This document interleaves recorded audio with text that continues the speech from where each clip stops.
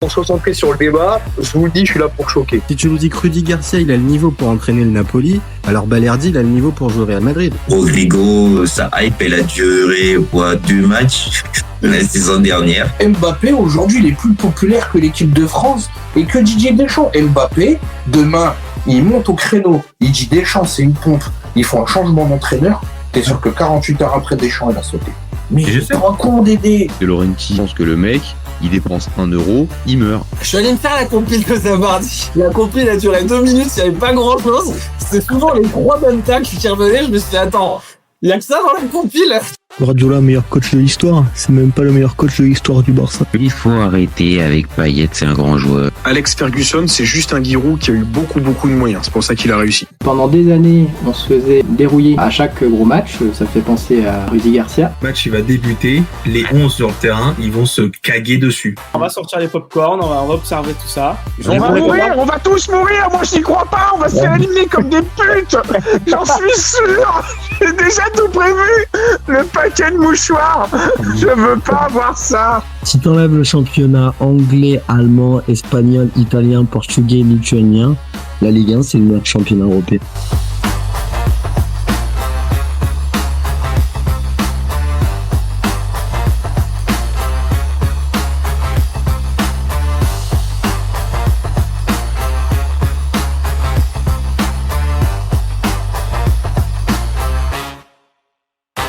Salut à tous, super content de vous retrouver pour un nouveau débat du FC Copain. Alors, pour m'accompagner aujourd'hui, je suis avec Johan. Salut mon copain. Salut mon copain. Bon, avant de commencer ce petit focus Croatie, on a fait un débat, toi et moi, il y a quelques jours, qui est paru sur la chaîne, sur la fin de saison de l'AC Milan. On vient d'en parler en off. Bon, ça vient de tomber. Donc pour ceux qui suivraient le live là comme ça et qui n'auraient pas l'info, Max Allegri, merci, au revoir pour tout. Enfin non, pas merci, mais au revoir. Par contre, ça c'est sûr. T'as un petit mot à dire à Max pour lui dire au revoir. Milan pas Ligue des Champions égale saison échec égale mission pas remplie égale au revoir Allegri. Voilà. Écoute, je pense que c'est bien résumé. Pour ceux qui en veulent plus et qui veulent un peu plus de sang, je vous invite allez vous voir le live qui est sorti hier soir. Porte bien son nom. Pourquoi Max Allegri est une fraude? Je pense que ça permettra de bien sentir un petit peu la tonalité de Jajaï sur la chaîne, donc pour ma part. Mais là, voilà, juste c'est officiel, ça vient de tomber. Max Allegri n'est plus l'entraîneur de l'AC Milan. Et j'ai envie de dire amen. Voilà.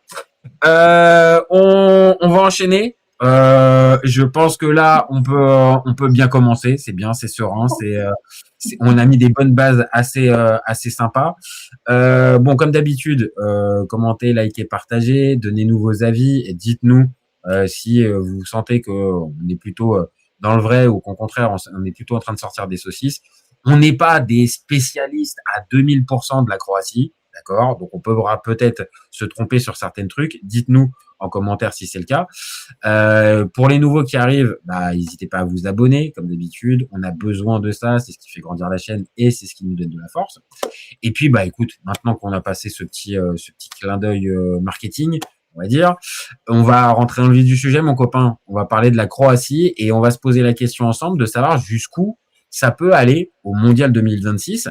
Et la deuxième petite question, c'est est-ce que ça peut encore faire dernier carré? Parce que pour ceux qui n'auraient pas tilté, mais les 2 dernières Coupes du Monde, les Croates, ça va dans le dernier carré, finale en 2018, demi-finale en 2022. Donc, est-ce que pour toi, spontanément comme ça, déjà, le dernier carré, c'est hypothétique, c'est possible, ou je vais vraiment très très loin en envisageant le dernier carré pour la Croatie? Alors déjà, tu fais bien de l'avoir précisé, c'est que les Croates, je pense qu'on interroge 10 personnes. Personne les met dans les 4-5 favoris à chaque fois. Et pourtant, lors des 2 derniers mondiaux, ils ont fait dernier carré, voire mieux, puisque 3e et 2e, c'est quand même des grosses performances. pour autant, ben, ils sont toujours vivons cachés, vivons heureux. Je pense que eux, ils sont peut-être contents d'être dans cette position-là d'un petit peu outsider. Et pour répondre à ta question déjà de manière assez directe, je pense que c'est possible dans un des cas. Donc on verra tout à l'heure, on détaillera tout à l'heure lequel. Je pense que c'est possible d'atteindre la demi-finale dans un des cas. Et dans les deux autres cas, ça me semblera un petit peu plus compliqué. Bon, on va être clair sans spoiler véritablement ton avis. Ça va dépendre un peu du classement que va avoir la Croatie dans son groupe. Exactement. C'est exactement ça. Bon, je pense que voilà. Alors, il y a Yanis qui nous dit Yo, comment ça va? Bah écoute, ça va très bien, mon copain. Toi, j'espère aussi que tu vas bien. Dis-nous si pour toi, est-ce que le dernier carré pour la Croatie, Yanis, c'est envisageable ou pas? J'ai un peu envie de te rejoindre, mon copain, Johan. Je pense que la Croatie, il peut y avoir moyen d'avoir encore une fois un beau parcours et voire même un très beau parcours, parce que le dernier carré, encore une fois, c'est vraiment très beau parcours en Coupe du Monde. Maintenant, je te rejoins, il va falloir quand même peut-être certains petits coups de pouce, pas forcément coups de pouce, mais certaines choses qui s'emboîtent bien pour pouvoir envisager ce groupe-là arriver à refaire le coup de 2018 et 2022. Parce que on va vite rentrer dans le vif du sujet avec la liste. Bon, est-ce qu'on pense que la liste de la Croatie, c'est en capacité encore de refaire le dernier carré? Donc je la partage aux copains et on en parle ensemble. Donc pour le poste de gardien, on a Dominik Livakovic du Dinamo Zagreb, Dominik Kotarski et Ivor Pandur. Bon, on va pas se mentir, on connaît surtout Livakovic, qu'on a vu un peu. Désolé les copains, mais ouais, Kotarski avec la Ligue des Champions, ouais. Avec la Ligue des Champions. Ok. Bah écoute, j'étais passé à côté de Kotarski. Ouais, non, mais tu vois, pour le coup, moi je suis très honnête, je l'avais pas du tout. Donc toi, t'arrivais au moins à le situer. Bon, et Ivor Pandur qui vient de monter avec Hull, parce que Hull vient de monter. Bon, voilà, on va pas trop s'attarder dessus. Bon, Livakovic, c'est pas un top gardien, mais ça reste quand même un gardien plus ou moins fiable pour pouvoir faire une compétition comme la Coupe du Monde, non? Ouais, carrément. Livakovic, c'est quand même assez costaud, et j'ai envie de dire, on le détaillera peut-être après, mais c'est quand même un des joueurs où on est sûr qu'il va être aligné par Zlatko Dalic, parce que il y a certaines incertitudes. On en parlera après. Notamment liés à certains absents de longue durée qui reviennent. Donc, à voir après. Mais en tout cas, Livakovic, c'est un des importants de la colonne vertébrale, on dira, côté croate. Après, bon, tu vois, j'essaie de faire un peu la comparaison avec, allez, on va dire un peu 2018. Bon, en 2018, t'as Subasic. J'ai quand même la sensation, tu vois, que Subasic était quand même un peu meilleur que ce qu'on a là de Livakovic. C'est un goal pour moi qui devait avoir une plus grosse progression. Et là, le voir revenir au Dinamo Zagreb, après, je crois que il était à Fenerbahçe, je crois, avant. Oui, c'est ça. Et là, il y a des discussions en cours, pareil pour la Turquie. Enfin, en tout cas, il y a une situation un peu délicate pour lui, mais effectivement, ce que tu dis entre les lignes, c'est qu'il n'a pas passé le gap d'un grand club européen ou d'un grand championnat européen, tout du moins. Donc bon, c'est bien, le Dinamo Zagreb, ça joue la Ligue des Champions, c'est bien, mais bon, c'est pas fou, quoi. C'est pas fou, donc ça reste un gardien plus ou moins fiable, comme je te dis, pour pouvoir faire une compétition comme ça, comme la Coupe du Monde, mais c'est pas forcément là où tu vas véritablement te reposer.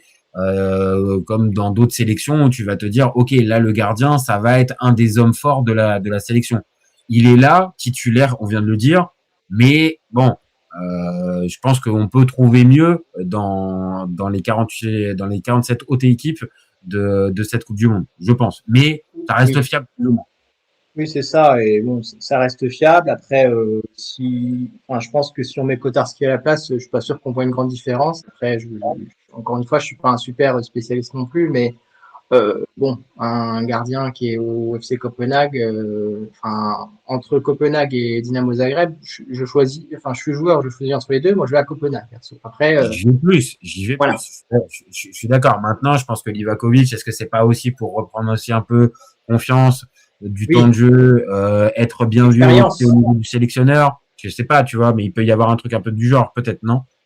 Oui, bah, c'est l'expérience aussi. Il a 73 sélections, donc c'est quand même quelqu'un de solide.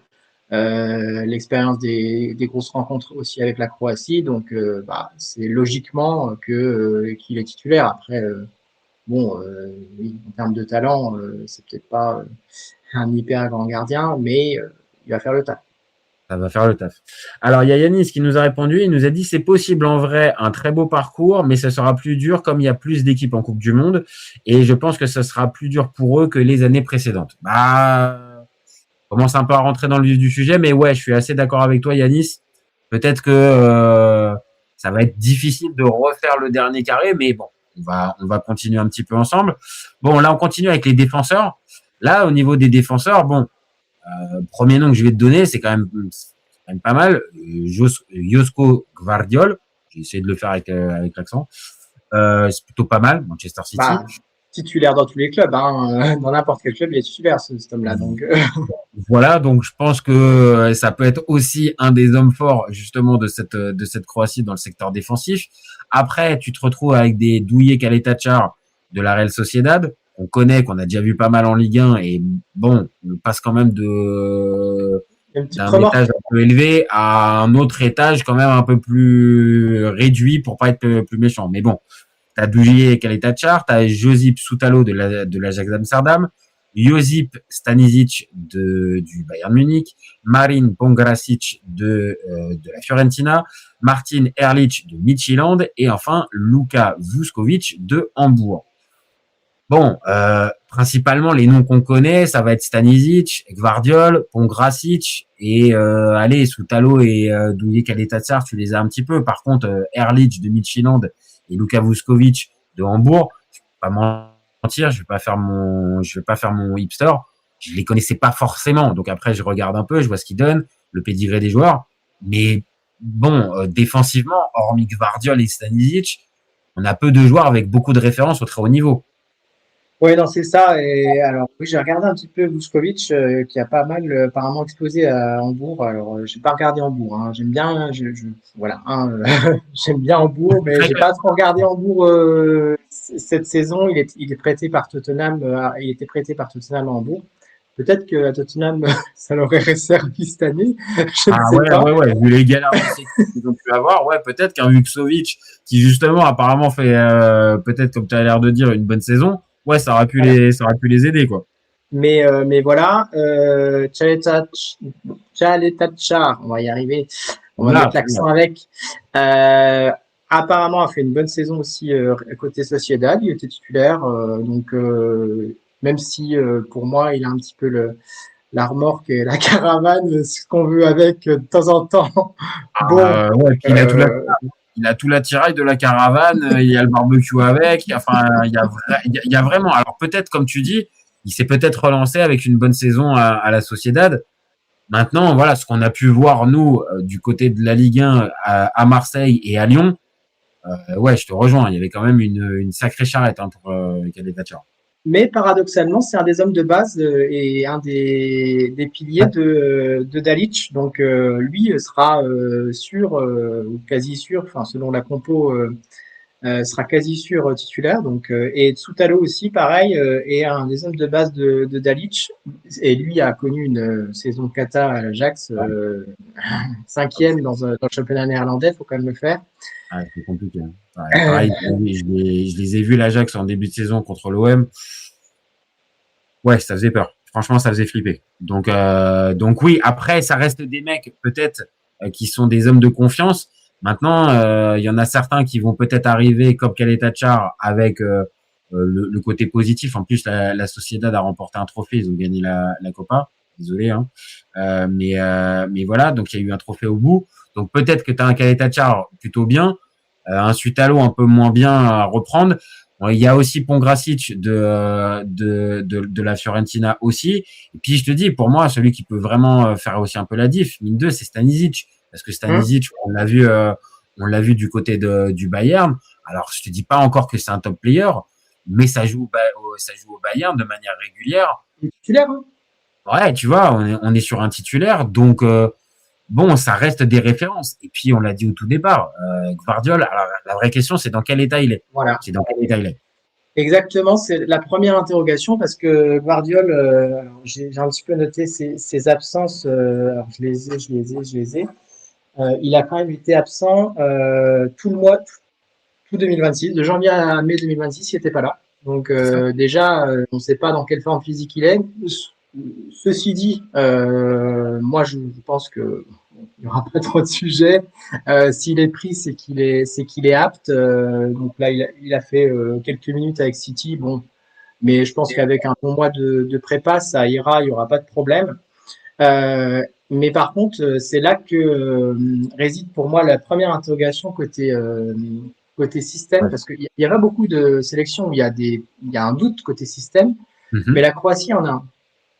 Pourquoi? Parce que donc il y a le traditionnel 4-2-3-1 que on pense tous qu'il va se faire. C'est ce qu'on connaît de la Croatie de base. Voilà. Tu vois, ça n'a jamais été normalement une équipe qui joue à 3. C'est plutôt une équipe de tradition qui joue à 4, plutôt la Croatie. C'est ça. Donc on aurait Gvardiol à gauche, Char, Šutalo et puis Stanisic à droite. Mais on voit que la liste déjà elle n'est pas trop construite pour un système en ce sens, puisque on a un véritable arrière droit qui peut jouer aussi à gauche et dépanner à gauche Stanisic. On a Gvardiol qui naturellement est plutôt dans l'axe, mais qui peut certainement jouer à gauche et qui va certainement jouer à gauche. Et sinon, il n'y a que des défenseurs centraux dans cette liste-là. Donc, est-ce que ça n'ouvre pas la porte à une défense à 3? Et c'est ça. Et en fait, lors des 2 amicaux et lors de plusieurs matchs de qualif, en fait, Dalic, il a fait un 3-4-2-1 avec. Donc, est-ce que c'était pour un petit peu tester sans Gvardiol, parce que il y avait l'incertitude à ce niveau-là. C'est possible, mais par contre, quand on voit la liste, on se dit c'est peut-être possible de faire un système à 3 défenseurs. Et Gvardiol peut très bien avoir le changement. Oui. Avec Gvardiol peut très bien être dans les 3 ou un peu plus haut, parce que on sait de quoi il est capable aussi offensivement. Soit être sur le côté gauche dans les 4 du milieu, soit être un petit peu un électron libre dans les 3 derrière. Mais en tout cas, c'est une vraie question, hein, et j'ai un peu regardé aussi les forums de supporters croates. Ils se posent la même question. Hein, ils ne savent pas très bien si Dalic va jouer dans un système. Ça ressemble quand même. Franchement, ce que tu viens de dire, ça me paraît assez juste. La liste paraît plus calibrée pour jouer à 3 et on va dire peut-être ponctuellement repasser à 4. Tu vois, t'as encore les joueurs pour. Maintenant, dans le réservoir et dans la manière de penser ta sélection, oui, ça me paraît être plus une sélection qui va jouer à 3 qu'à 4. Maintenant, si t'as pas, je pense que pour ça va être le vrai truc, ça va être les matchs amicaux avant le début de la compétition. Je pense qu'il va tester. Et c'est peut-être là que va se prendre la décision finale au niveau du schéma tactique. Maintenant, je te l'accorde, ça paraît plus cohérent de partir sur une défense à 3 avec ça. Maintenant, reste à savoir aussi, tu l'as dit, l'état de santé d'un Gvardiol, parce que il loupe tout 2026 et on va être clair, je pense qu'il a forcé pour revenir. Il n'y aurait pas eu Coupe du Monde, je pense qu'il serait pas revenu, ou tout du moins il serait peut-être là sur la phase de reprise. Et là, je pense qu'il a accéléré parce que Coupe du Monde. Oui, non. Je pense. T'as raison. On passe pas à côté du Coupe du Monde. Enfin, Samuel Umtiti, il s'en souvient et il s'en souviendra sans doute toute sa vie. Mais son genou s'en rappelle. Et exactement, et donc on passe pas à côté du Coupe du Monde. Et vraiment, je pense probable ce système à 3. Hein, vraiment, il l'a testé contre dans les 2 amicaux contre le Brésil et la Colombie de mémoire. Donc vraiment grandeur nature. Enfin, c'était pas contre des petites sélections. Ah ouais. Donc c'est quand même probable, hein, mais ça lui offre aussi une malléabilité dans le sens où il va pouvoir un petit peu être sur les deux, quoi. Il peut passer sur les deux et je te dis ponctuellement, il peut repasser à 4 pour un match ou pour peut-être un début de match ou en cours de match. Mais je pense que oui, le système qui risque d'être prioritaire dans la compétition, oui, ça risque d'être à 3 derrière. Maintenant, on va regarder la suite de la liste. On a au milieu de terrain, donc évidemment, l'impression que c'est la même liste que depuis 2008, quoi. Donc évidemment, on va commencer avec l'éternel, le fantastique Luka Modric de l'AC Milan. T'as cité son nombre de sélections? Attention, 196 sélections. Aïe, aïe, aïe, aïe, aïe. 196 sélections. Ah, mais c'est complètement dingue, quoi. Déjà, les mecs qui arrivent à plus de 100 sélections, déjà, on se rend pas compte, déjà, ce que ça signifie. Maintenant, c'est un peu banalisé, le côté sans sélection. Mais 196, wow. C'est énorme. C'est complètement dingue. Donc, on a Luka Modric, donc de l'AC Milan. On a Matteo Kovacic de Manchester City, Mario Pasalic de l'Atalanta Bergame, Nikola Vlasic du Torino, Luka Susic de la Real Sociedad, Marcin Baturina de Como, Christian Jakic de Augsbourg, Petar Susic de l'Inter Milan, Nicolas Moro de Bologne et Tony Frouk de Rijeka. Bon, c'est moi où la liste au niveau des milieux de terrain, elle est sacrément fournie avec des sacrés joueurs dans cette liste, ou c'est moi qui vois ça peut-être un peu avec les yeux les yeux de l'amour. Mais pour moi, putain, il y a des sacrés joueurs là-dedans. Il y a du monde et d'autant plus, tu te dis, s'il joue en 3-4-3, bon, et c'est sûr que après il y a pas mal de polyvalents. Nicolas Vlasic, il peut jouer soit milieu de terrain, soit un peu plus haut derrière l'attaquant. Baturina, c'est un peu pareil. Alors Petar Sušić, lui par contre est plus un milieu un défensif, peu sentinelle, etc. Ah ouais. Il a bien suppléé le copain d'Aurel, le Turc, à l'Inter. Je sais pas comment il s'appelle. Je sais pas. Je sais pas. Avec un ch ou avec un K, comme ouais, on veut. Un Turc, et on va être gentil, on va rien en dire, mais il est turc et il joue à l'Inter. Voilà, c'est bon, c'est dommage.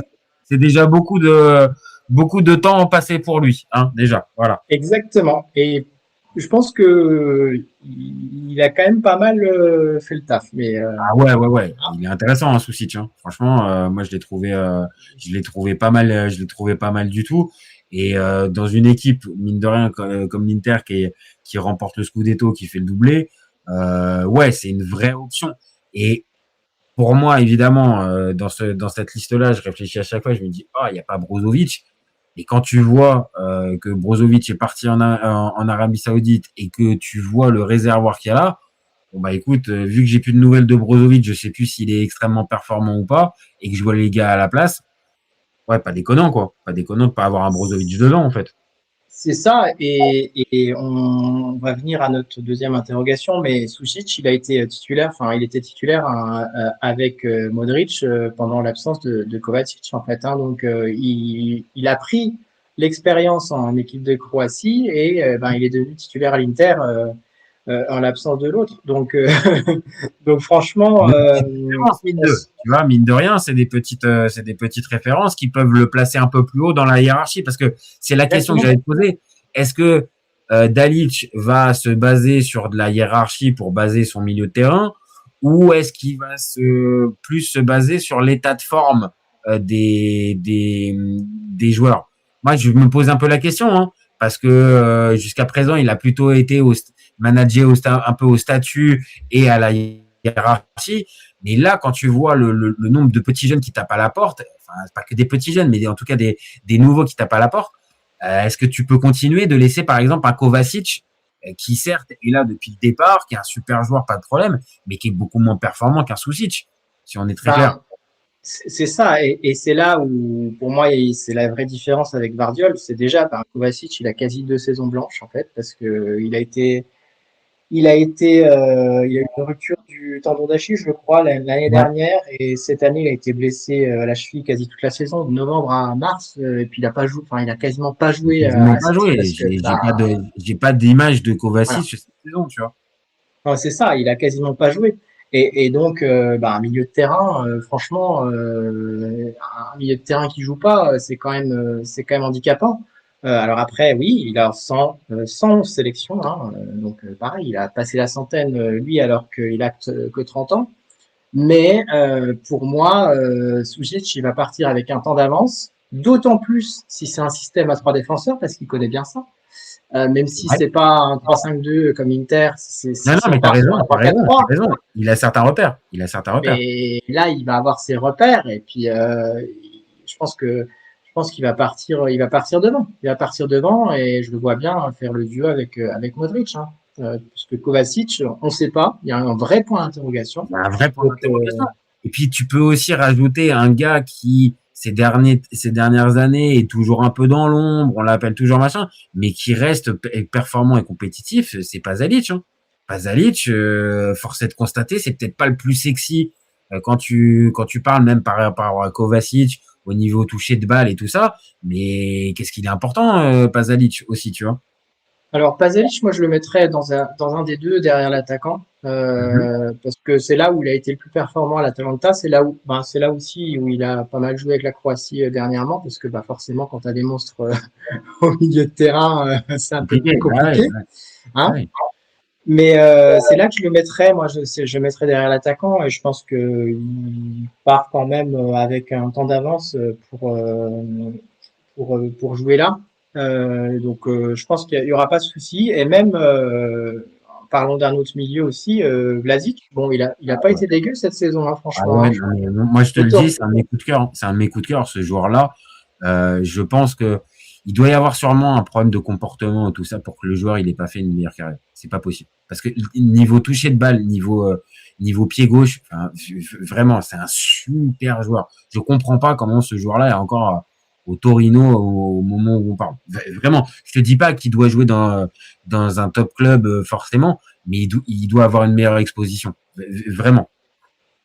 C'est ça, et c'est un monsieur qui est un peu pressurnagé dans Toro, qui est toujours englué dans le ventre mou de la Serie A. Mais oui, il aura son petit mot à dire aussi avec cette équipe. Il part pas forcément comme titulaire, mais il aura quand même du temps de jeu à mon avis. Donc, c'est que surtout en plus il peut servir dans la dernière passe sur les coups de pied arrêtés. Donc ça va être une banalité ce que je veux dire, mais dans le foot en 2026, un gars qui peut être bon sur coup de pied arrêté, que ça soit direct ou indirect, et qui a une vision du jeu et une qualité de passe quand même qui est au-dessus de la moyenne. Ouais, j'ai envie de te dire encore une fois, ça peut te servir. Et vu que dans ce milieu-là, évidemment que Modric peut largement le faire en mieux, en tout ce que tu veux, bien sûr, mais le poids des ans, c'est une vraie question. On ne se pose pas la question, toi et moi, de sa titularisation, mais est-ce qu'il va être en capacité de pouvoir jouer les fameux matchs tous les 5 jours avec haute intensité, des températures élevées et tout ça? C'est une vraie question. Toi, tu pars avec plutôt un a priori positif ou t'es un peu dubitatif quand même sur Luka Modric? C'est pas sur la valeur du joueur, hein, il y a aucun débat là-dessus. C'est pas ça. C'est sur sa capacité à pouvoir tenir le choc pendant cette Coupe du Monde à plus de 40 ans maintenant. Non, mais t'as raison. Après, il a un petit mois pour se refaire et un petit peu la cerise, donc ça c'est sûr, ça va compter. Maintenant, oui, je te rejoins. Je suis pas sûr qu'il fasse 90 minutes à chaque fois déjà, pour commencer. Le troisième match, on verra bien où en sera la Croatie, mais il y a possibilité aussi que ça tourne un petit peu, on verra bien. Mais en tout cas, s'il peut pas tourner lors des 3 premiers matchs, il risque de tirer la langue à un moment donné aussi. C'est un très bon joueur, on l'a encore vu cette saison à Milan, malgré la saison désastreuse, qui se finit d'une manière désastreuse côté Milan. Bah, c'est un des rares rayons de soleil de la saison milanaise. Complètement. Bon, il a été un peu moins influent en deuxième partie de saison, un petit peu comme tous les joueurs, hein, même, on envie de dire. Mais on voit quand même. Moi, les premiers matchs que j'ai vus à Milan, je me dis mais c'est incroyable, quoi. Pourquoi ce joueur, comment il n'a pas été retenu ailleurs, comment il n'a pas été, c'est incroyable, quoi. Ah non, ça c'est sûr. Donc évidemment, je pense que si tu le gères bien, eh bien, oui. C'est pareil. Ça va être évidemment un plus pour ton équipe, mais il faut bien le gérer parce que tu l'as dit, les 90 minutes à chaque fois et pour les 3 matchs, non. Là, je pense que c'est compliqué parce que en plus, tu risques. Alors, j'ai pas toutes les météos de tous les trucs mais ça risque encore une fois d'avoir des températures très élevées. La récup, elle est compliquée. Elle va être peut-être plus compliquée quand t'as plus de 40 ans.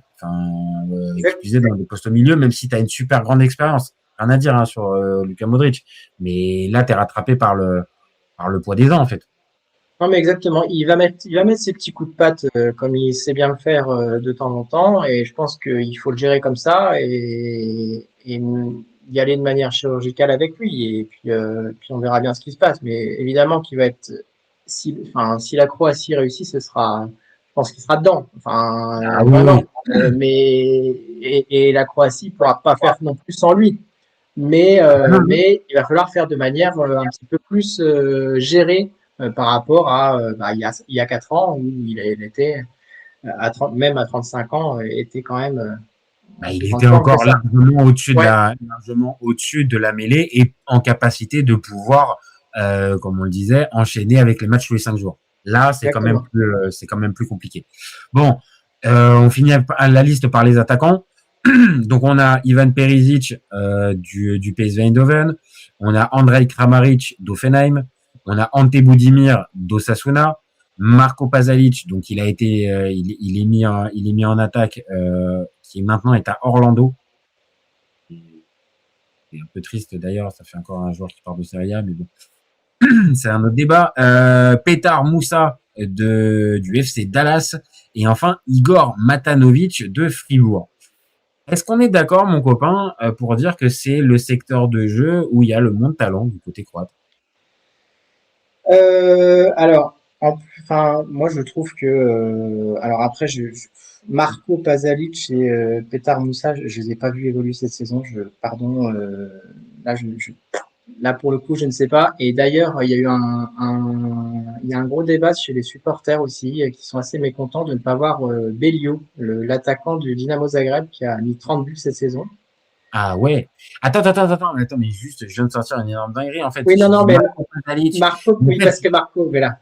D'accord, Marco, mais oui, d'accord. Donc c'est Mario et Marco. Désolé les copains, désolé. Pardon. Vas-y, continue. Mais c'est pas grave. Pour le coup, Belio qui a marqué plus d'une trentaine de buts côté Dinamo Zagreb, on comprend pas trop côté croate pourquoi il n'a pas été pris. Il est sur les réservistes, je crois, de mémoire. On se dit forme du moment. En fait, le mec qui est en pleine bourre, il va quand même servir à quelque chose, quoi. C'est étonnant que ce type de profil-là, quand en plus on vient de sortir la liste, que tu le prennes pas en considération. Ouais, ça paraît étonnant de la part de Dalic là pour le coup. C'est ça. Après, je vais pas faire le spécialiste. Hein. Oui. Je connais pas trop le profil, mais je vois les stats, donc je me dis quand même, bon, ok, c'est dans le championnat croate, mais tu me dis quand même, un mec qui a mis 30 buts, tu peux peut-être le prendre, tu le fais rentrer à la 80e, voilà, tu mets un centre, il va peut-être te mettre un but, quoi, à un moment donné. On n'est pas avec la France de 2002, tu vois, où tu as le meilleur buteur de la Ligue 1, de la Serie A, du championnat d'Angleterre. Là, tu es avec des mecs, sans leur faire offense, tu l'as dit, Moussa et le fameux homonyme Pasalic, on n'a pas de ref véritablement d'eux au plus haut niveau. Donc, ok, peut-être qu'il peut y avoir la réserve de ces championnats croates, mais de l'autre, t'as pas non plus une concurrence complètement dingue. Donc, un mec qui termine meilleur buteur de ton championnat cette année-là, ouais, j'avoue, ça peut rentrer parce que sinon, le reste, ceux qu'on connaît, Kramaric et Budimir, bon, on va pas se mentir, c'est des bons petits attaquants, mais c'est pas des gars sur lesquels je vais me dire la Croatie peut atteindre le dernier carré avec ça. Enfin, C'est pas des superstars, c'est clair. Après, Budimir, son équipe joue le maintien, il a quand même marqué 17 buts, le gars. Hein. c'est quand même, donc le dur avec Budimir, c'est vrai, et c'est pas la première saison en plus qu'il marque avec Osasuna. T'as raison. C'est pas mal. Donc peut-être que je le sous-estime peut-être à délit de pas de sale gueule, mais comme il est pas très connu et qu'il joue pas, il a pas une vraie exposition, peut-être que j'ai tendance à le sous-estimer. T'as raison. Peut-être que Budimir, ça peut peut-être.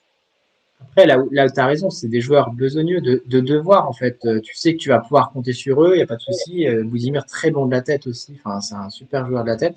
Mais voilà, il est à Osasuna à 33 ans. Bon, il n'y a pas trop de secret non plus, quoi. Ok, c'est un très bon attaquant de Liga. Et il a fait ses preuves en Liga, mais il n'est pas là pour jouer les premiers rôles non plus dans un championnat. Donc voilà, Kramaric, il n'a pas qualifié son équipe pour la Ligue des Champions, même si après Hoffenheim, ça reste Hoffenheim, hein, c'est quand même pas un top équipe de Bundesliga, c'est plutôt c'est un bon petit attaquant, Kramaric. Ouais. En 2018, j'avais des espoirs sur lui, tu vois, je me disais est-ce que peut-être ça sera lui qui prendra la suite de Mandzukic quand il va partir. Bon, il a jamais réellement on va dire endosser le costume du vrai numéro 9 de la Croatie. Donc je te dis pas sur un match ou deux il pourra te marquer peut-être, mais pareil dans l'objectif d'espérer le dernier carré, pour moi c'est un frein. Le numéro 9 c'est un frein. Non mais c'est ça, t'as tout dit dans le sens où pareil, Kramaric 33 ans, c'est un bon passeur de Bundesliga, mais voilà, c'est pas un super buteur. Il a en Croatie, il a 114 sélections, 36 buts. Bon, c'est pas voilà, tu vois, on n'est pas sur un tueur, hein. On n'est pas sur un killer des surfaces, hein. Et Budimir en sélection nationale, c'est que 36 sélections et que 6 buts, hein. Donc voilà, c'est pareil, c'est pas fou. Donc le seul attaquant d'expérience et qui va même peut-être pas jouer comme attaquant parce que si on est dans un 3-4-3, Perisic il peut être derrière l'attaquant ou sur le milieu à 4, c'est Perisic quoi, 152 sélections, le gars voilà, il a tout prouvé avec la Croatie, mais c'est pas un buteur. Donc lui c'est Iron Man, lui t'as l'impression qu'en fait la carrière elle était terminée, c'était fini, merci, il avait dit merci pour tout et le gars est toujours là quoi. Le gars est toujours là et toujours performant encore. Du côté du PSV, je l'ai vu marquer bon nombre de fois cette saison. Ouais, ça va dépendre de lui. Maintenant, pareil, le poids des ans, ça commence à se faire pour un Perisic. Donc, tu peux toujours compter sur ces mecs-là. Oui, d'accord. Maintenant, pour moi, je la replace dans cette liste-là. Il y a un manque d'homogénéité avec la ligne offensive, on va dire pour les 20-30 derniers mètres. Maintenant, on a vu des sélections aussi avec des joueurs qui sont soit on fire sur une compétition, des gars qui se révèlent. Mais là, quand tu regardes, alors peut-être que c'est le Matanovic, tu vois, de Fribourg, peut-être que ça peut être lui la bonne surprise de la saison de la compétition pour les Croates, peut-être. C'est ce que j'allais dire, si j'avais une petite pièce à mettre. Bon, Budimir part a priori titulaire, mais moi je mettrais une petite pièce sur Matanovic. Il a fait une plutôt bonne saison avec Fribourg, d'ailleurs finale d'Europa League, en marquant quelques buts quand même. Donc pourquoi pas une petite révélation lors de cette Coupe du Monde. Moi je le mettrais dans les. Si je devais mettre une petite pièce sur les révélations, côté croate, je mettrais Matanovic, pourquoi pas. Ouais, ça peut peut-être être par lui que ça peut passer. Bon, écoute, on vient de faire la liste. Bon, je te propose de voir un peu aussi les références un peu de cette Croatie dans cette Coupe du Monde. Donc pour se qualifier, par contre, là pas de problème. Groupe assez simple sur le papier parce que République tchèque, Île Féroé, Monténégro, Gibraltar. Bon, il y a plus complexe, quand même. Mais par contre, ça fait le boulot. 8 matchs, 7 victoires, un match nul. Le match en République tchèque, 0-0. Mais victoire quand même à domicile 5-1. Bon, tu finis avec 6 points d'avance sur le deuxième. Ils ont fait le boulot, quoi, quand même. Donc, quoi qu'on en dise, ça reste une équipe encore compétitive, même en 2026, même avec les doutes qu'on a commencé à mettre en place. Bon, ils ont fait le boulot, quoi. Oui, c'est ça, et 26 buts marqués, 4 encaissés, donc c'est quand même plutôt bien fait. Comme on disait avant, c'est pas, enfin, moi je trouve que la Croatie et ces dernières années, ça se répète. Pour moi, ça va pas être forcément une équipe, même si les deux, trois premiers résultats de leur qualification me font mentir, mais c'est pas une équipe hyper spectaculaire. C'est pas une équipe qui va forcément écraser le match, même dans les stats, etc. Mais ils vont gagner et à l'inverse, ben quand tu vas les rencontrer, franchement, c'est des morpions. Ah ouais, c'est pas un cadeau, hein, c'est pas un cadeau. Hein. Ça défaire, c'est compliqué. Et c'est pas dans, alors, j'allais dire peut-être l'ADN, mais non, mais c'est pas dans l'ADN en fait des Croates, oui, de mettre des grosses valises et de mettre des gros scores, et même quand ils ont des grosses générations et des gros joueurs, je vais pas te dire qu'ils sont plus dans le 1 ou 2 buts d'écart, mais quand même plus. Donc j'ai la même sensation, et puis on vient de le dire, avec les joueurs que tu as dans la partie offensive, je pense pas que tu vas mettre des 3 buts d'écart à chaque match minimum. Je pense pas. Là, vraiment, j'y crois pas. Par contre, défensivement, encore pareil, c'est costaud. C'est costaud et c'est bien en place quand même. Oui, c'est ça. Et en plus, alors on pourrait penser que c'est une équipe très vieille de par leurs joueurs expérimentés que sont Perisic à 35, Modric à 39, mais leur moyenne d'âge c'est 26 ans. C'est pas non plus, enfin, si je prends l'effectif entier, hein, c'est 26 ans. Bah, ça compense bien, ça compense bien, tu vois, parce que justement quand t'as deux papis comme ça qui te remontent, on va dire la moyenne d'âge, bah mine de rien, si la moyenne elle redescend après à combien, tu m'as dit 27? 26 ans. 26 ans. 26 ans, ça veut dire quand même que t'as pas mal de joueurs beaucoup plus jeunes. Donc oui, le fameux cliché, les Croates, c'est les papis croates. Il y a certains papis croates, mais le groupe croate, c'est pas un groupe de vieux, quoi. Ouais, c'est pas si expérimenté que ça. T'en as un ou deux par ligne qui ont dépassé la centaine de sélections, et puis sinon, ben derrière, c'est quand même assez novice en sélection ou même en termes d'âge. Donc c'est là où ça peut peut-être les desservir pour la suite. Où tu te dis, il y aura peut-être pas le truc qu'il faut en plus de oui, offensivement. C'est pas non plus la classe mondiale. C'est là où on peut peut-être voir des points faibles côté croate, quoi. C'est ça. Maintenant, autre truc qui peut rassurer un peu les supporters croates avant ce mondial. Alors ça vaut ce que ça vaut, le fameux classement FIFA. Mais quand tu regardes, c'est aussi une photographie des performances et tout ça. Et un peu ce que tu disais au départ, c'est-à-dire que la Croatie, c'est jamais cité dans les principaux favoris, mais mine de rien, c'est 11e au classement FIFA. Et c'est devant des équipes comme, alors l'Italie, c'est anecdotique parce qu'ils sont pas là, mais la Colombie, le Sénégal, le Mexique, l'Uruguay, les États-Unis. Donc, on parle quand même d'une sélection et qui est juste derrière l'Allemagne, la Belgique et le Maroc. Donc, en termes de référence, c'est pareil. On est sur une équipe, les références récentes, elles sont plutôt bonnes. Alors, normalement, on devrait les retrouver dans le top 10, mais 11e, bon, on peut dire que ils tiennent leur rang encore en 2026. Oui, il n'y a pas grand écart, et puis de toute façon, ça se voit dans les résultats, hein. Ok, personne ne cite, mais ils sont toujours là. Ils n'ont pas perdu en qualification, et même beaucoup mieux que ça, puisqu'ils ont fait un match nul. Les dernières grandes compétitions, bah, ils étaient là, voilà. Le seul bémol, c'est 2024, quoi. C'est 2024 où ils se font sortir par l'Italie en phase de poule. Et j'avais été déçu quand même. Mine de rien, j'avais été quand même un peu déçu de cette Croatie. Donc c'est aussi pour ça.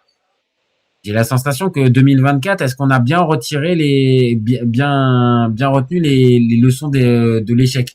Je sais pas, tu vois. Eh ben, c'est ça, parce que tu as un entraîneur qui est quand même là depuis 2017, Dalic, ouais. Qui a plus de 100 matchs avec la Croatie depuis 2017. Donc, est-ce que il n'y a pas besoin d'un petit renouvellement aussi? Je crois qu'il est en fin de contrat, donc bon, indubitablement, il va y avoir un renouvellement, à mon avis. Mais il est quand même là depuis 2017, hein, le garçon. Ouais. Donc oui, je pense que je sais pas si c'est fin de cycle, mais peut-être que là le discours il est au bout de quelque chose peut-être. Hein. C'est ça. Donc faut voir comment il va. Et c'est peut-être ça aussi la raison du nouveau système, hein, de se dire je vais insuffler un nouvel élan et un dernier élan à mon équipe avant de partir. Peut-être trouver de nouveaux points sur lesquels appuyer et sur lesquels parce que un Stanisic plus haut dans un 3-4-3 c'est aussi un apport. Un Perisic qui peut être à gauche un 3-4-3, c'est aussi un apport puisque c'est quand même un joueur référence et il a peut-être moins la possibilité de faire la différence plus haut, mais sa technique au milieu de terrain, c'est quand même un apport, quoi. Donc c'est peut-être l'expérience, ça sera un plus, hein. Tu vois, c'est un vrai plus par rapport à la limite à ce qu'on avait pu connaître de lui avant, tu vois. C'est ça. Donc moi j'attends de voir. Maintenant, je me dis que s'il teste un nouveau système, ça peut être pas mal avec Modric un petit peu sécurisé, je dirais au milieu de terrain, qui sera peut-être un peu plus libre avec un renforcement de 3 défenseurs. Ça peut peut-être l'aider aussi à se libérer un peu plus de cet âge défensif. C'est peut-être ça. Maintenant, comme on a dit, après il fait peut-être, ça va te faire plaisir, il fait peut-être une Didier Deschamps qui se lâche un petit peu sur la fin de son mandat. Mais même pas forcément ironiquement, tu vois, c'est-à-dire je tente des choses qu'il n'aurait peut-être pas tenté au milieu de son mandat. Voilà, il est à la croisée de toute façon pour cette Coupe du Monde, parce que là on a fait toute la présentation, mais là faut parler un peu du groupe. Là il va falloir forcément inventer quelque chose parce que le groupe il est quand même costaud, hein. Je le repartage. Donc on a premier match Angleterre le 17 juin 22h à Dallas. Deuxième match, on enchaîne avec le Panama à 1h du matin le 24 juin à Toronto. Et enfin, on termine avec le Ghana le 27 à Philadelphie à 23h. Donc, sur ce groupe-là, comme ça, spontanément, tu les vois terminer combien, les Croates? Deuxième, derrière l'Angleterre, le grandissime favori. Alors, je me suis posé cette question-là parce que déjà, il y a un truc qui va être capital. C'est que le premier match est contre le logique favori du groupe. Là, on est d'accord. Et donc, moi, quand je vois un premier match entre guillemets deux favoris, puisque si on prend le classement FIFA pur et dur, les deux favoris de ce groupe sont normalement l'Angleterre et la Croatie. J'ai tendance à penser que le scénario voulu par les deux équipes, pour pas perdre d'avance ou pas partir totalement, déjà avec un handicap, c'est un match nul. Donc, moi, je verrais peut-être un 7-7 et après, la différence de but ferait le reste. Ok. Donc, toi, tu pars dans l'état d'esprit que l'Angleterre et la Croatie se neutralisent pour le premier match et que derrière, ça va être à celui qui fait la meilleure perf contre le duo Panama-Ghana. Moi, je partirais là-dessus. Panama, les amis panaméens, si on nous regarde ou nous écoute, ne m'en voulez pas, je ne connais pas, honnêtement. Mais c'est quoi? On connaît Amir Murillo qui jouait à l'OM. Et c'est vrai. C'est encore au début de saison, qui est parti après au Beşiktaş. Non, mais plus sérieusement, oui, on n'a pas beaucoup de refs. Et ils avaient participé, je crois, c'est Coupe du Monde 2018, je crois. Ils étaient là en 2018. Ils avaient déjà fait une participation, Panama. Très clair, c'est zone CONCACAF. Il y a peu de chances qu'on les voit aller plus loin. Maintenant, attention, il y a cette fameuse 3e place qui peut être qualificative en fonction de. Donc peut-être que pour eux, ça peut se jouer. Mais oui, on le dit, dans ce groupe, tu as une hiérarchie un peu claire qui s'annonce entre les deux Européens, Angleterre et Croatie, et de l'autre, le représentant de la zone CONCACAF, le Panama, et le représentant de la Confédération africaine, le Ghana. Et en plus, le Ghana, c'est pas une force vive là en 2026 en Afrique.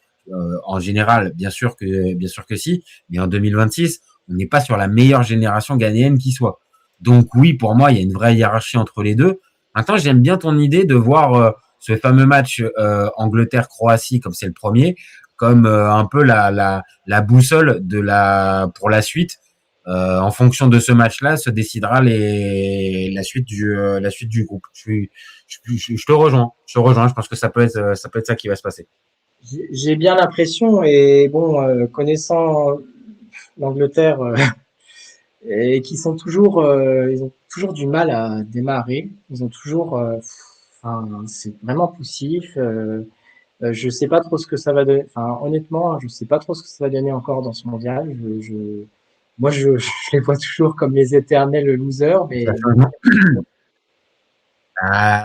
Désolé, on va le faire dans pas très longtemps le débat, mais évidemment, les chokers devant l'éternel, c'est des Anglais, hein, donc attention à ce que il y ait pas encore ça. Maintenant, oui, le fameux sur le papier, bah oui, il y a énormément de top players, de ce que tu veux, de talent, de machin. Maintenant, il y a une vraie incertitude, et c'est vrai que là-dedans, jouer les Croates pour ton premier match quand t'es l'Angleterre, c'est tout sauf un cadeau. Vraiment, c'est pas un cadeau. C'est ça, comme on disait tout à l'heure, les Croates, bon bah ils sont jamais battus d'avance et ils se battent jusqu'au bout dans tous les matchs, et c'est là que pour moi, enfin, le pronostic le plus réaliste pour moi, ça reste le nul. Après, évidemment, il y a l'inarrêtable Harry Kane de l'autre côté, on n'est jamais à l'abri qu'il en mette un ou deux, mais voilà, je partirai de manière assez réaliste là-dessus. Et un petit mot sur le Ghana, alors, je suis moins spécialiste que toi, hein, je l'admets bien volontiers, mais j'ai regardé leur classement FIFA aussi. Parlant de classement FIFA, ce qui est assez révélateur, ils sont autour de la 80e place quand même. C'est quand même catastrophique, quoi. Pour te donner un ordre d'idée, tu vois, le Ghana, ça n'a pas participé à la dernière CAN. Donc là où tu as eu des équipes comme le Botswana qui se sont qualifiées, bon, des équipes comme le Mozambique, bon, c'est vraiment très très compliqué de se rendre compte que le Ghana est tombé aussi bas d'un côté. Alors c'est paradoxal, ils ont réussi à obtenir de l'autre côté une qualification pour la Coupe du Monde. Mais oui, comme je le disais tout à l'heure, le Ghana, on n'est vraiment pas sur la meilleure version du Ghana. On n'est pas sur le Ghana 2010, par exemple, qui fait quart de finale de Coupe du Monde, avec des Boateng, des Ayou, des Gianna Samoa, des vrais joueurs, des John Mensah, avec vraiment de la qualité.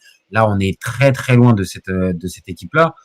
Donc, allez, il faut qu'on se mouille, mon copain. On les voit quoi, terminer premier, deuxième de ce groupe? Parce qu'on l'a dit, il y a une marge normalement suffisante pour les Croates face au Ghana et au Panama. Donc on les voit quoi? Terminer deuxième ou premier? Toi, tu pousserais le bouchon jusqu'à les voir premier, ou tu restes plus mesuré et tu les vois deuxième? Allez, je prends un risque. Allez, premier. Ah ouais. Allez. Donc là, ça peut changer véritablement leur compétition. Clairement, s'ils terminent premier de ce groupe-là, ça leur change le tout, parce que ils joueraient un troisième de groupe. Ça change tout. Et bon, allez, moi j'ai envie d'y croire. Je me dis que les Anglais, ils vont pas être hyper. Ils vont être un peu poussifs. Il y a aller un petit 1-0 contre le Ghana. Enfin, ils vont pas être très en forme. Ils vont être là, mais sans être là. Et puis la Croatie va réussir à tirer son épingle du jeu, mais ce sera, enfin, si ça passe, pour moi, c'est la différence de but. Je vois pas trop les Croates non plus battre les Anglais, on va peut-être pas exagérer, mais si ça passe, ce sera la différence de but, sans doute. Ça pourrait. En soi, ça peut. Ouais, mais voilà, le match nul, dans le scénario, la Croatie qui termine première, il peut y avoir aussi le match nul. Donc, j'avoue, je pencherai plus à la limite pour un match nul. Par contre, il va falloir derrière faire la différence. Et c'est là où Là, par exemple, tu vois, le Angleterre-Panama, tu vois, j'ai peur de la vraie correction du 4 ou 5-0. Là où les Croates, je sais pas si ça collera un 4 ou 5-0 contre Panama, par exemple.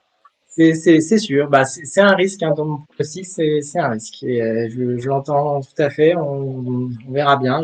Moi je mise sur les Anglais pas réveillés, mais on verra ce que ça donne. Mais Ça ça va aller jusqu'où, je ne sais pas.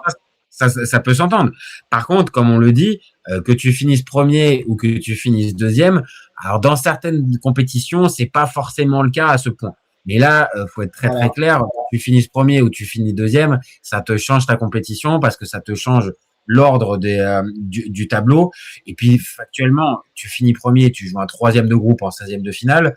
Là où, si tu es deuxième, tu joues un deuxième de groupe plus compliqué. C'est déjà beaucoup plus compliqué et tu peux très vite rentrer dans le vif du sujet dès le 16e de finale. Là où, si tu finis premier, bah, tu joues un troisième, donc normalement une équipe à ta portée et tu peux envisager sereinement les huitièmes. Donc, c'est vrai, c'est une toute autre ambiance, en fait.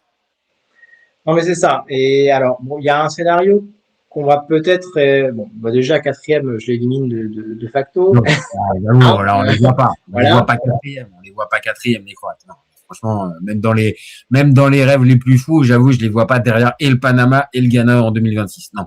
Ça me paraît un peu irréaliste. Bon, j'éliminerai le troisième. Donc, j'avais noté quand même le scénario si finissent troisième.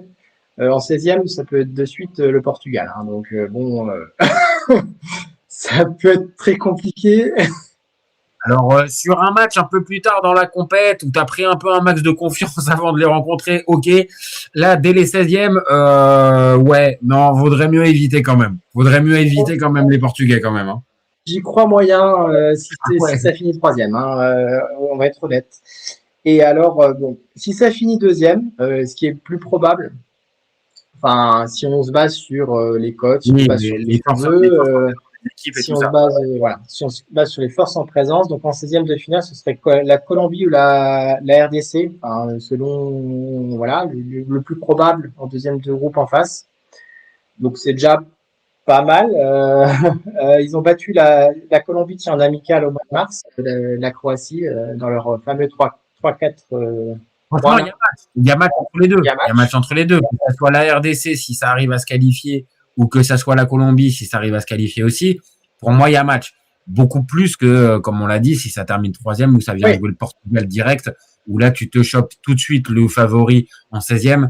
Là, j'ai du mal. Par contre, Colombie et RDC, que tu me dises que la Croatie arrive à se qualifier, je tombe pas de ma chaise. Franchement, je tombe pas de ma chaise. Ça me paraît assez réaliste. Donc, bon, ça passerait les 16e, mais par contre, en 8e, prendre l'Espagne, bon, moi, je pense qu'on peut prendre la valise quand même. Hein.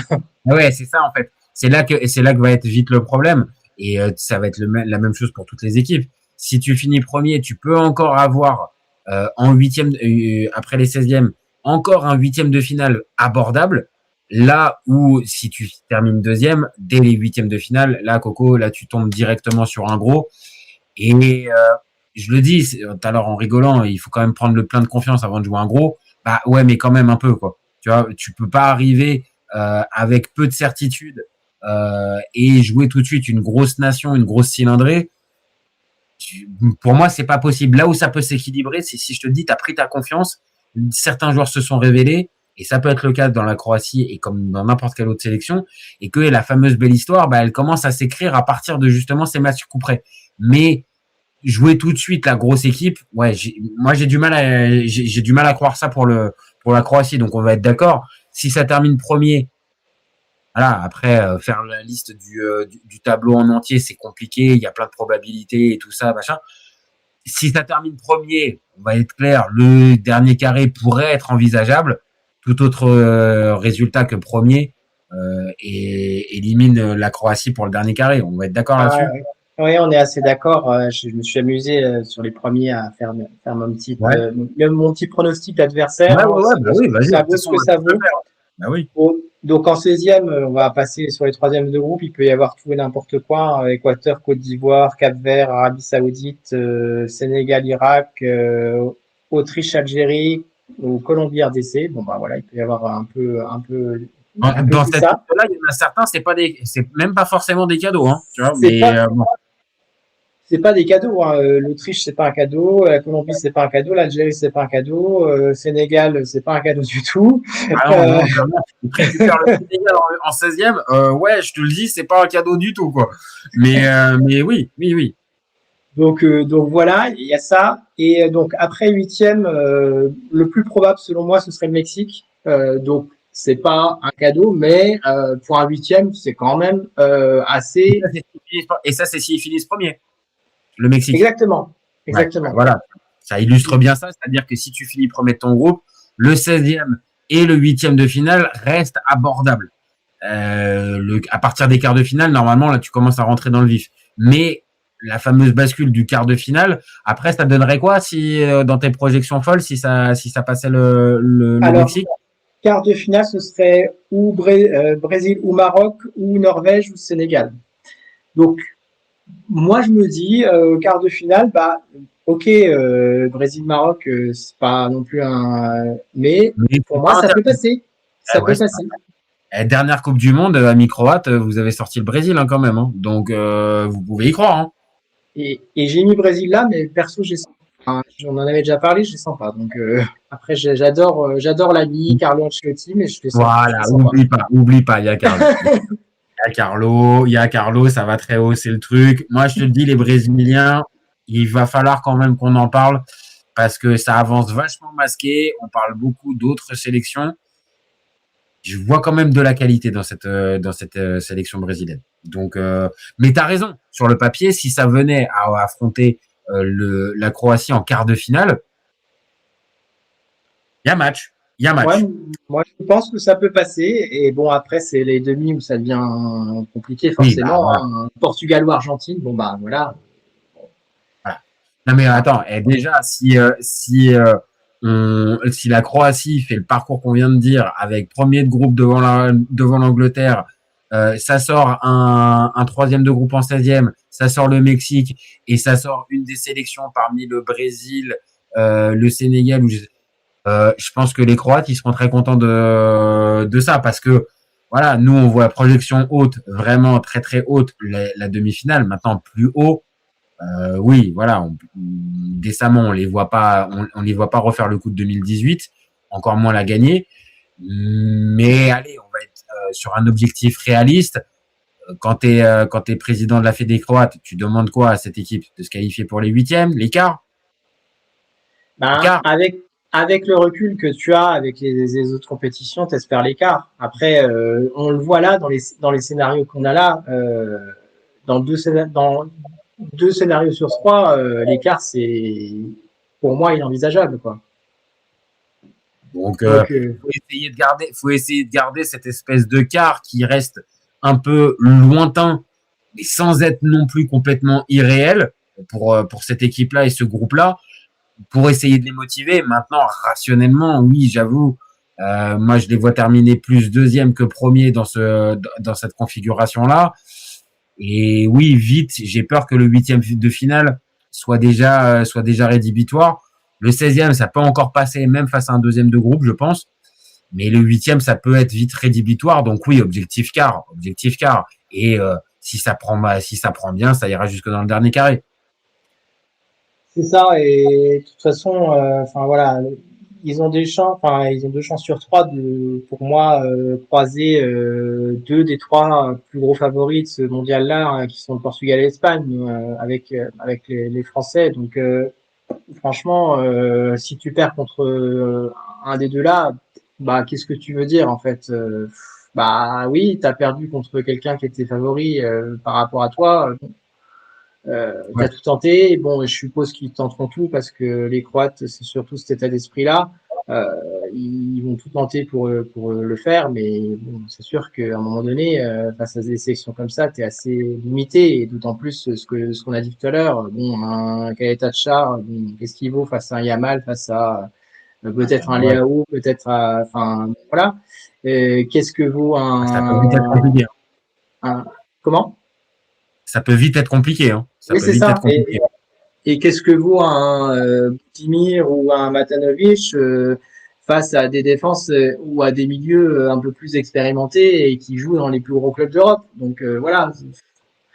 Bah, elle est là l'incertitude et c'est à ça que c'est sur ça qu'on va qu'on va s'arrêter là-dessus. Il y a une part d'incertitude. Après, à Dalic de trouver la bonne formule, on l'a dit, entre le fameux schéma tactique à 3 ou à 4, trouver le bon dosage pour les anciens, dont Modric, et de pas le surcramer, d'être performant évidemment pendant les grosses échéances et pendant les gros matchs. Et après, comme on l'a dit, ce groupe-là a une certaine expérience et l'expérience de la gagne. Ils ont des références, donc ça peut peut-être bien tourner pour eux. Maintenant, voilà, avant la ligne de départ, oui, un peu comme ce que tu avais dit au tout départ, on les met pas dans la première liste des favoris, mais ça reste une sélection qu'il faut pas sous-estimer et qui, si en l'occurrence tu les sous-estimes, tu peux les retrouver, pourquoi pas dans le dernier carré. Écoute, c'est tout ce qu'on leur souhaite en tout cas. Moi personnellement, de mon personnel, je suis pas très fan des Anglais. On l'aura peut-être compris avec ce débat, mais donc je préférerais. T'as été mesuré. Ça s'est pas senti. donc voilà, je préférerais voir les Croates un peu plus loin. J'aime bien cet état d'esprit-là. J'aime bien pas mal de joueurs qui sont dans cette sélection-là.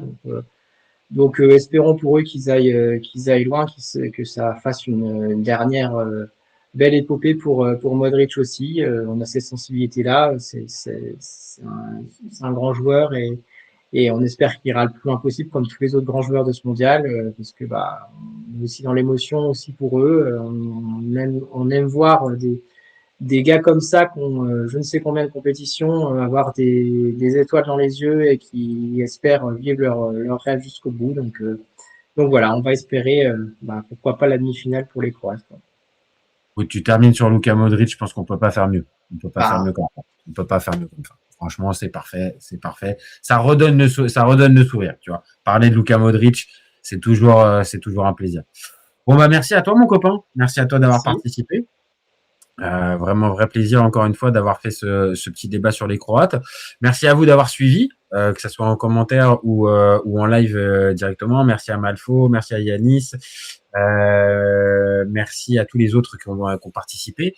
Le live sera dispo en replay dans quelques minutes.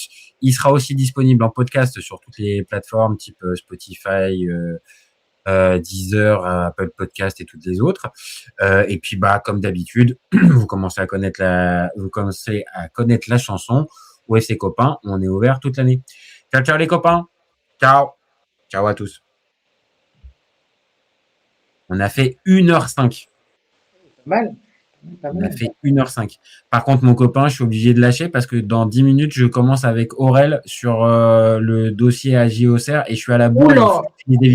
Ouais, je t'annonce. Donc, il faut vite que je finisse les visuels parce que sinon, il va me défoncer. Il va tout exploser, le Aurel. Ouais, il m'a dit, je suis chaud, je me prends une tisane pour m'éclaircir la voix parce que je vais gueuler. Donc, autant te dire que là, ça risque d'être collector sur la chaîne. Merci. Bon courage. Ouais, c'est toi, merci. Et puis, ça va être du sport. Ouais, bisous, chef. Bisous, mon copain. Ciao. Salut.